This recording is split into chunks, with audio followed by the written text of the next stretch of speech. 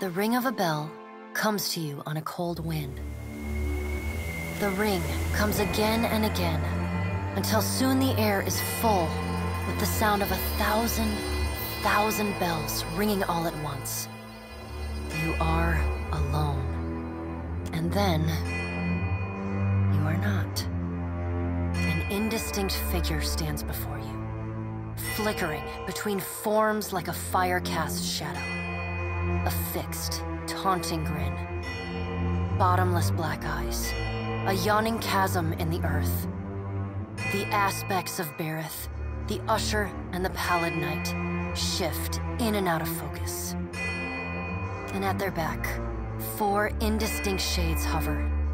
You feel an eternity stretch out behind each of them, reaching back to places so distant and yet so near you cannot comprehend their size. The shifting image of Bareth settles on the aspect of the Pallid Knight. Watcher. Her voice is the discordant clangor of gongs struck out of time. I tasked you to discover Aethys's intentions. Tell me what you have learned.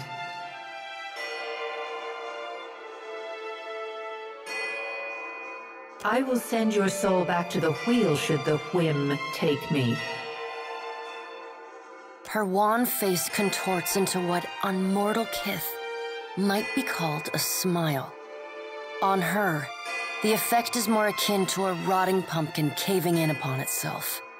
Do not give me cause to doubt your commitment, Watcher.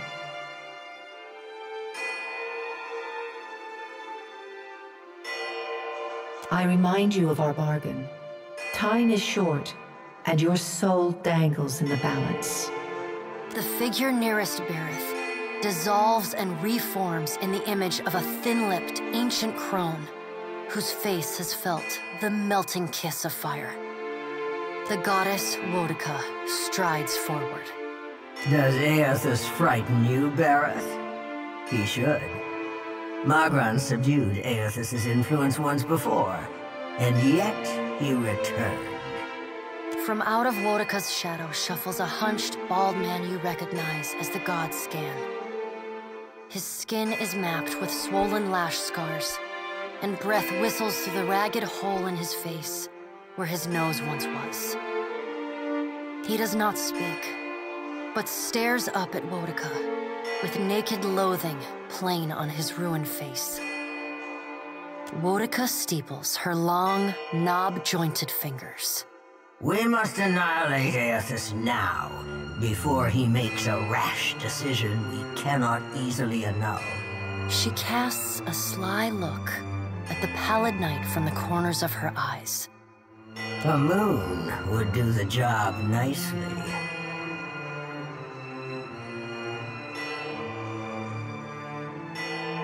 A voice echoes from the shape nearest Bareth. The lava is too large to be moved, and Kaltha too quick to be caught, even for a god of Wodica's strength and apparent lunacy.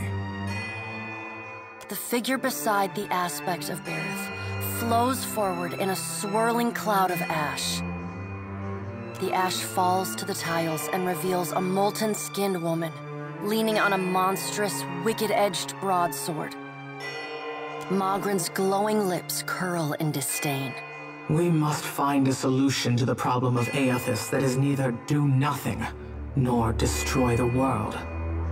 I acted in haste during the Saints' War. You will not goad me into doing the same now. To move against him while his plans are unknown would be the height of foolishness. We must find wisdom in precaution.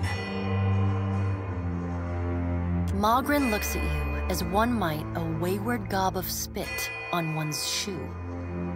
It is no business of yours what the gods decide. Another of the silent figures steps forward, and the warm, golden light of a summer's afternoon spills across your face. Let's all take a deep, calming breath. Perhaps cooler heads will prevail. Behind Helia's words, you hear the soft coo of doves. Helia peers down at you, her avian eyes blinking, refocusing, narrowing. Oh, it's you. It's been some time, Watcher of Cadnua. But not time enough for me to forget what you've done. Helia's voice drops to a low rumble. It catches in your mind, like a feather at the back of your throat. Few are the kith who would dare make a pledge to a god and then so brazenly betray them. Did you see them on the street, I wonder? Those hollow-eyed children bereft of souls. Did you smile when their parents sobbed over their empty, wasted bodies? Did you congratulate yourself for a job well done? Would that you were not Bareth's tool, that I might demand my most vicious children rip your flesh from your bones. Instead, I must send my children to you with a gift. The birds circling above Helia raise their voices in a cacophonous symphony of screeching. Her lips upturn in the smallest, bitterest of smiles. When you return to your ship, dear Watcher, do think of me. Magran casts a sidelong glance toward Helia. So much for cooler heads. You can't be certain, but you think you might see Magran, great goddess of fire, trial and war, stifling a laugh. The crows, ravens, rooks, and jackdaws sitting on Helia's shoulders cackle mockingly at Magran. Magran says nothing, though a great gout of steam spouts from her molten skin. Aethys has been separated from us for too long. Isn't it possible he intends only to gather enough souls to reclaim his realm in the beyond? He should be welcomed. Helia puts a feathered hand to her chest. He wouldn't. Betrayal is not in his nature. Scan shuffles forward. Yes, yes. We should welcome Aethys' return to the fold. His gratitude we can leverage to cajole him into divulging his plot. Then, when he believes himself to be in our good graces, we do as Wetica suggests, and crush him into the earth. Scan pauses, inspecting you.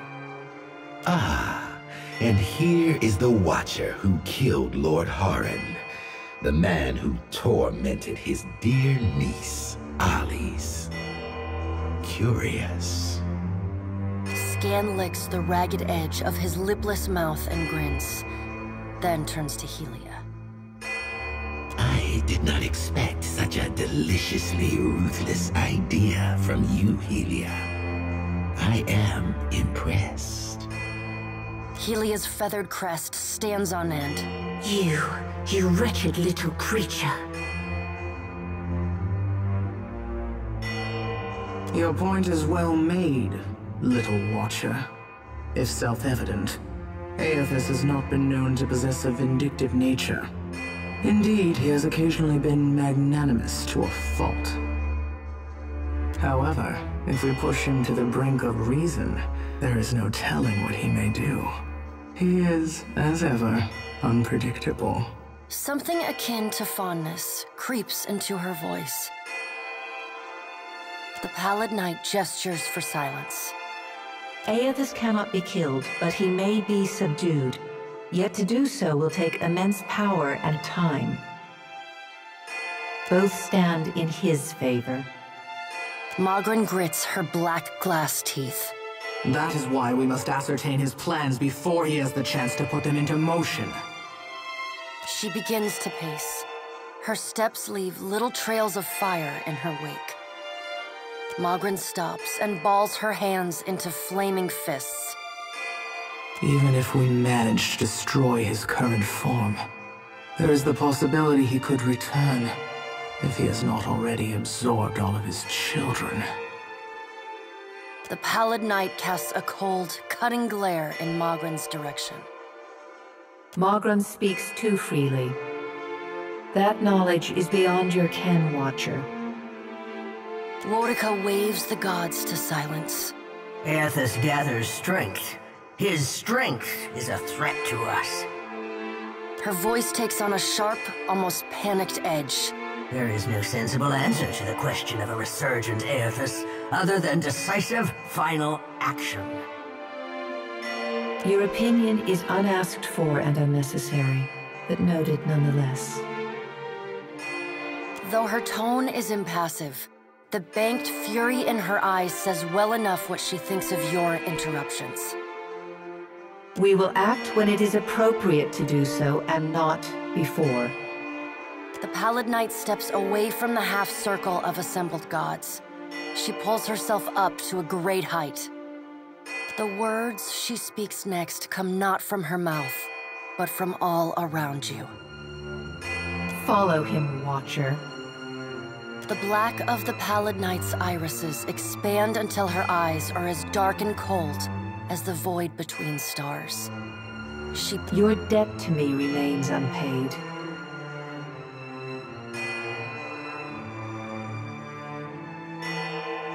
She stares at you, unblinking.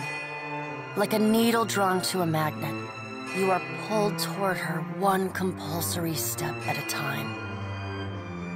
You blink open your eyes and find yourself on the floor of your ship's cabin, alone.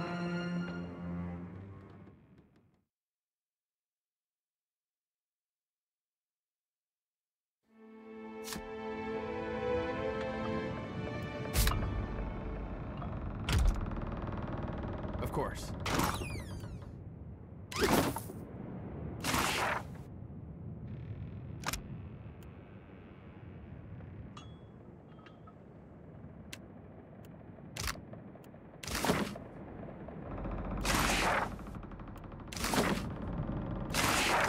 I'd be glad to.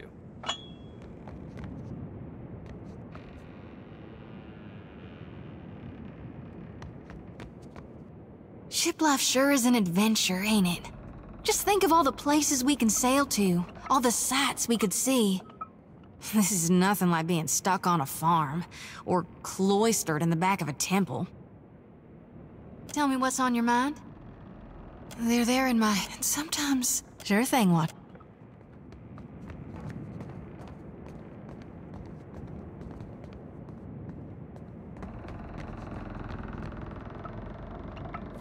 Yes?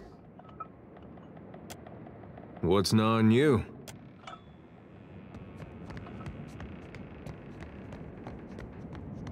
Indeed.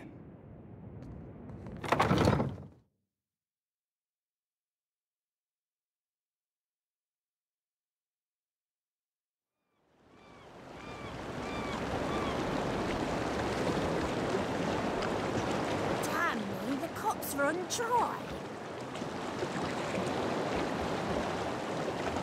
Agrasima, Casita, for taking me on.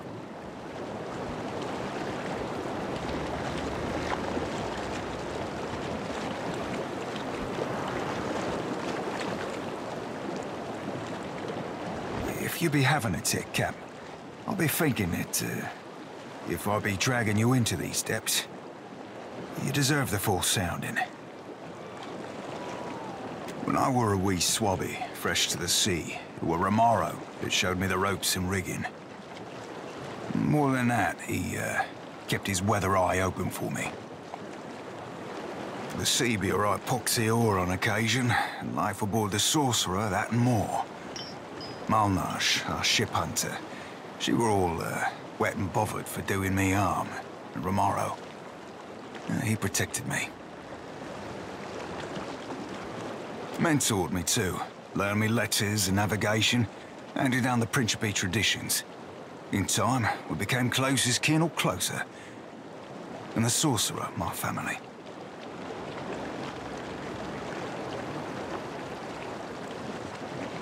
Fair. He be of old Valian stock. A good man and righteous. Not honest, of course, but honourable. Were our shipboard sawbones, more than half handy at it. More than one swabby be on the old salt of deferral from the wheel. Why, Cap? You be feeling a bit of the old envy? Nay, we never shared a bunk. Not that I'd have kicked him out of a hammock, but, like I said, we be family. He never took advantage. Thanks, Cap. I'll be holding you to it. Ahoy, Captain. What can I do you for? Aye, sure. When I were a wee swabby, the sea be alright. Aye, aye, Cap.